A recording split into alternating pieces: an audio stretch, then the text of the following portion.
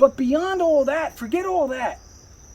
If I was blessed with what he's blessed with, you know, the people he's blessed with, and be able to take that money that I made off of doing what I love and making people happy while I'm doing it, and be able to take care of my family that struggles every day.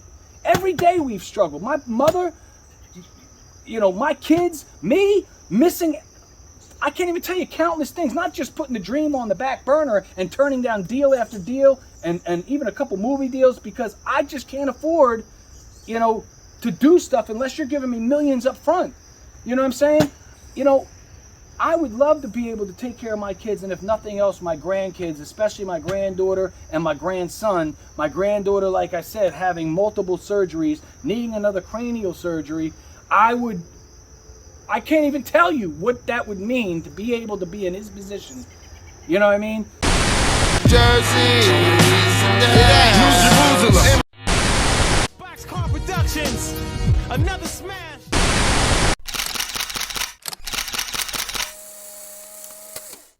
My future's bright, nothing but clear skies. Bars low and chain, who's down to fly? And if you ain't with it, forget it. On to the next now. Who's down to fly? Let go. And I gotta believe that him knowing, he came up in that. So no matter what he knew or didn't know about hip hop, he knows exactly what I know, how it was to come up a white dude in hip hop and what you had to do to make it. He went the battle route, I went my route. Unfortunately, my life was plagued with the stuff mine was. His was, you know, no disrespect. It was hard, I know, at first, but once he became a father, it was smooth sailing for him. Because right when he was a father, boom, Dre, bow. You know what I mean? So, you know, that's the only thing between the two of us.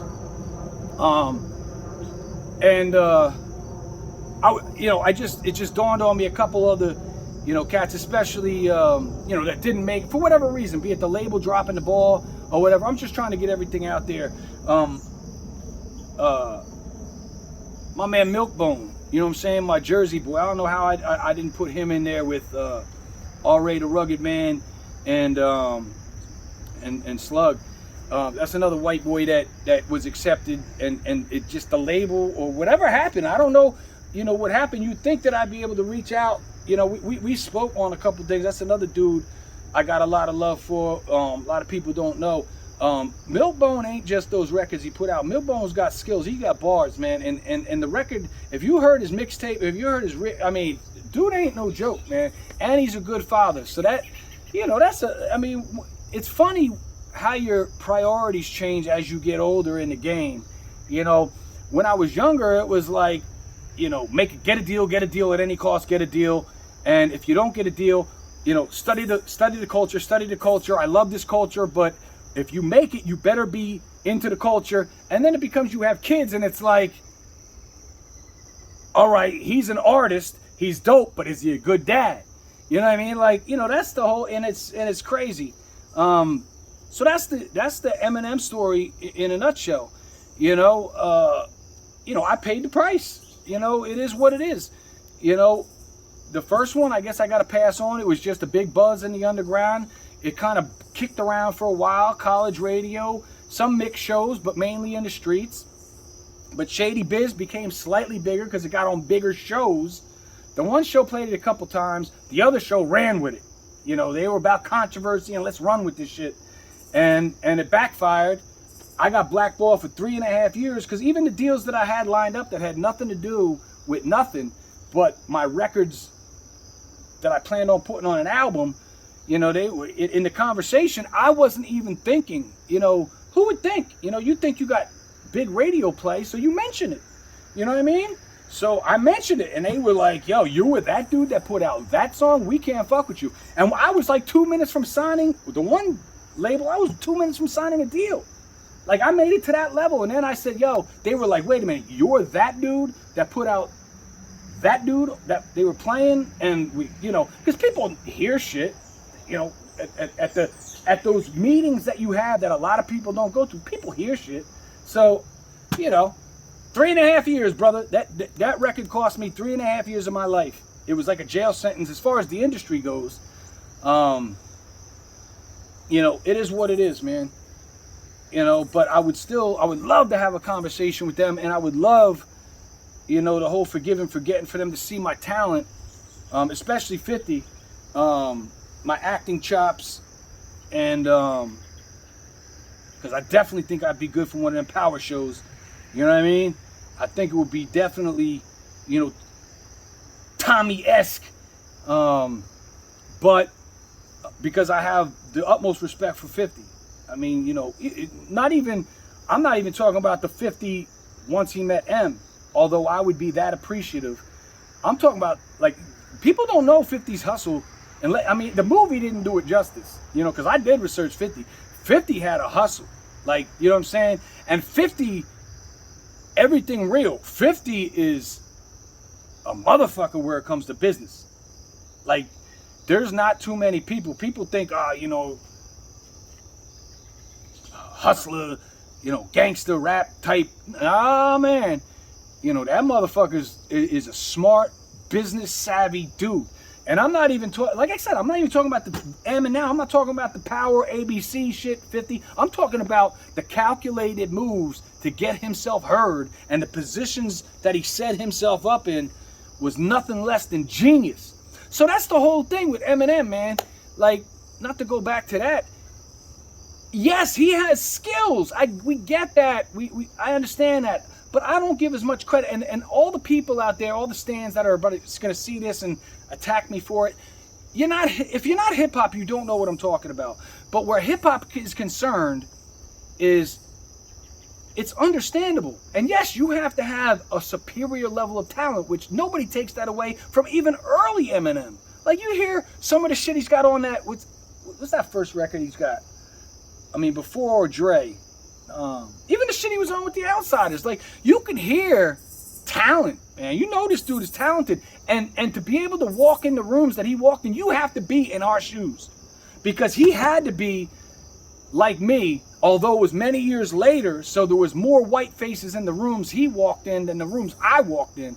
You know what I mean? Because the rooms I walked in, I can honestly tell you, and my man could back it up, there was no white faces anywhere.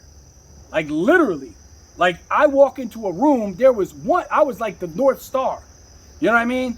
So, but Eminem still knows what it's like to be a white dude walking into those rooms, especially with battle rap. That's a tough hustle. Respect to all the battle rappers out there, because that is a tough hustle. A lot of people don't give those dudes credit.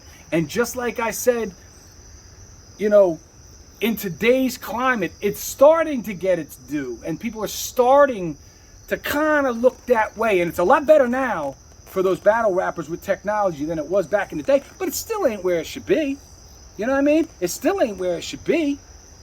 You know, real talk. You know, so if you want to talk about award shows, let's give away awards. This is what I want to see. People give away awards for top executive.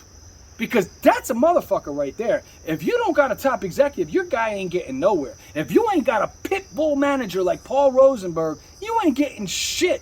You know what I mean? If you don't got top producer, you know, fucking, I know you get, I mean, the producers come on stage and get, but make an award top producer. You know what I mean? Well, you know, top manager.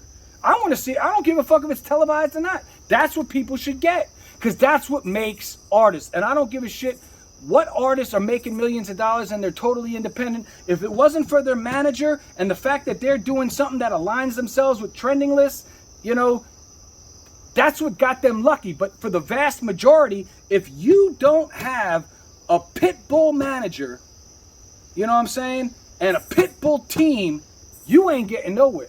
And Eminem has got the best of the best, and put in that situation, I'm not going to say I'd be going up for the Rock and Roll Hall of Fame or anything like that. But I'm going to say, would I have the ability to come up with some of the shit Eminem? Hell yeah. Real talk, hell yeah. If I had Paul Rosenberg managing me, Dre producing me, Jimmy Iovine putting my shit out and pulling those strings, and if anybody even looks in Eminem's direction the wrong way, this or any other way, you're ending their career right then and there.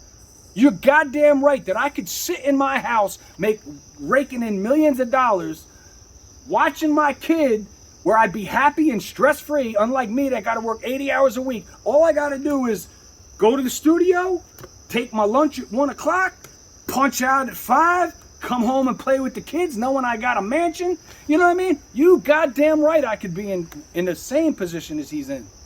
A lot of people I know would be. And that's facts. You know what I mean? So Eminem is a talented dude. I know the struggle he came up with. Nobody's taking that away from him because I know that struggle. You know what I mean? But hell yeah. You know what I mean? He's got of any artist that ever lived on the planet, he's got the best setup and best deal of anybody. Facts. So that concludes the Eminem story. One eternity later. Now we can wrap it up. Tomorrow. Handy dandy teleprompter right here. Very expensive. Very expensive. To round out the questions that people sent in, and again, these are what people sent in. We're gonna keep it 100. So, why should we believe that you met Mac Miller, and are you just using his name just to profit off a dead guy? That's what it says here. So we all read the little blurb that was put together, and I know you got stories for days with a career that, again, never hit super status, but that have kept in the underground level, that, you know, people would have to be looking for you to know. It's not like you're on a billboard some of the time. You must have met a lot of people. I know you met a lot of people. But as far as the Mac Miller thing, if you want to just go into that, and then we're going to wrap things up. I'll tell that story real quick. I mean, that's easy. Just like a lot of things. When we were coming up, as far as the solo shit, you know, like I said, Sinner really wasn't talking to me. So a lot of stuff I did, you know, I kind of rolled out kind of dolo. You know, got involved with, did a couple shows, a couple festivals, let me in on the stage. A couple of them let me on the stage, and then I got bumped off the stage for bigger acts, and they didn't have no more rap time. Because in the festivals, they have all types of music, you know what I mean? So I got bumped. And I met Mac a couple times. One time he just pounded me up and he said, "I like your shirt." I don't know what shirt I had on. And I was like, you know, good looking.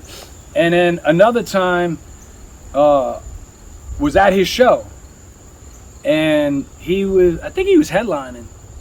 So there was like a couple cats that went on before him. I'm trying to remember exactly which show it was. I can't off the top of my head. But anyway, and at that time, we had put out the mixtape. The mixtape was kind of popping, and we had a lot of copies out there. We just had put it on a few of the sites that had mixtapes on it. And it'd been about a year, really, give or take. I was still promoting it. It was about a year and a half my mixtape was out. And then we had Mr. was out. And I think it was before we shot some other stuff. But anyway, so I'm walking through the crowd and I see Clockwork, that's his DJ. His DJ, you know, was kind of looking over. And right at that time, as I was making a beeline to talk to him, a bunch of these dudes, which you'll see on my Instagram as well, because this girl filmed it, and I said, "Yo, could you send me that footage?" Because that was kind of dope. And it was totally spontaneous. So this one dude that was at a few of the shows, one show that I did, and another one that I was supposed to do, but I got bumped, but I had backstage passes, so it looked like I was a big Willie, you know, chilling with everybody, you know, has seen me. So this dude was with some other dudes, and he said, "Yo, that's Mikey Barslow," and they knew my stuff, and a few of them had my mixtape, and a few of them actually showed me their mixtape. So they were like, "Yo, can we flick off?" So I flicked off with a couple of the dudes, and then so a few other dudes, you know, rowdy, drunk, off their mind, ecstasied out, I guess. No disrespect, I'm assuming that's what they was on.